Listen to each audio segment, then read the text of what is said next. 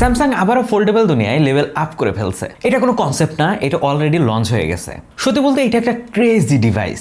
দেখুন, এটা হলো স্যামসাং গ্যালাক্সি জেড ট্রাইফোল্ড, আর এটা লিটারেলি ফিউচার ভাই। এর আগে কিন্তু ট্রাইফোল্ড কনসেপ্ট আমরা দেখছি। স্পেশালি যদি বলতে হয়, হুয়াই মেট এক্সটি নিয়ে অনেক হাইপ ছিল, কিন্তু এইবার স্যামসাং কিন্তু অফিসিয়ালি গেমে ঢুকে গেছে এবং নিয়ে এসেছে তাদের প্রথম ট্রাইফোল্ড স্মার্টফোন। এই ফোনটাতে আছে ডাবল হিঞ্জ ডিজাইন, মানে 3টা ফোল্ড, এবং এইটা আপনি রিয়েল লাইফে ইউজও করতে পারবেন অ্যাজ এ নর্মাল ফোন হিসেবে, স্মল ট্যাবলেট হিসেবে। আর ফুললি যখন আনফোল্ড করবেন তখন এটা কিন্তু ম্যাসিভ একটা ট্যাব হয়ে যাবে। ফুললি আনফোল্ড করলে ডিসপ্লে সাইজ প্রায় 10 ইঞ্চি, যেটা যদি আপনি কম্পেয়ার করেন গ্যালাক্সি জি ফোল্ড সিরিজের থেকেও অনেক বড়। স্যামসাং এখানে শুধু হার্ডওয়্যার না, সফটওয়্যারে কিন্তু বড় সড়ো কাজ করছে, যেমন advance multitasking, split screen layouts, smooth drag and drop experience. এত কিছু কেমনে হচ্ছে জানেন? এই ট্রাইফোল্ডের জন্য ওরা ইউআইটাকে আরো কাস্টমাইজ করছে। মানে এটা কোনো গিমিক না, এটা কিন্তু রিয়েল লাইফে প্রোডাক্টিভিটি বেসড। পারফরমেন্স সাইডেও কিন্তু একটুও কমতি রাখে নাই।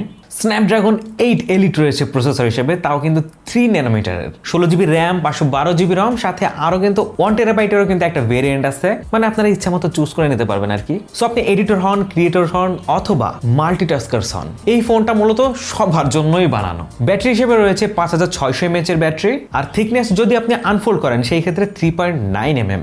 এত বড় ডিভাইস হওয়া সত্ত্বেও এইটার থিকনেস কিন্তু মানে ইনসেইন লেভেলের। বাট সমস্যা কোথায় জানেন? এটা কিন্তু লিমিটেড মার্কেটে পাওয়া যাচ্ছে এবং গ্লোবালি রোল আউটও কিন্তু হয় নাই। আর মাত্র 2 লক্ষ ইউনিট তৈরি করা হয়েছে, মানে ম্যাসিভ আকারেও কিন্তু ওরা প্রোডাকশন করে নাই। কেন করে নাই জানেন? এর প্রাইসের কারণে। $3000 প্লাস হচ্ছে এর প্রাইস। কে কিনবে ভাই এত টাকা দিয়ে বলেন? মানে সহজে বোঝা যাচ্ছে এটা হচ্ছে ultra premium showcase unit.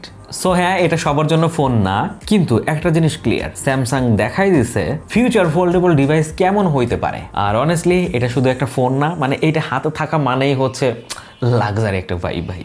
So এখনো যারা চ্যানেলটিকে সাবস্ক্রাইব করেননি, এখনো সাবস্ক্রাইব করে দিন। দেখা হচ্ছে পরবর্তী ভিডিওতে। আল্লাহ হাফেজ।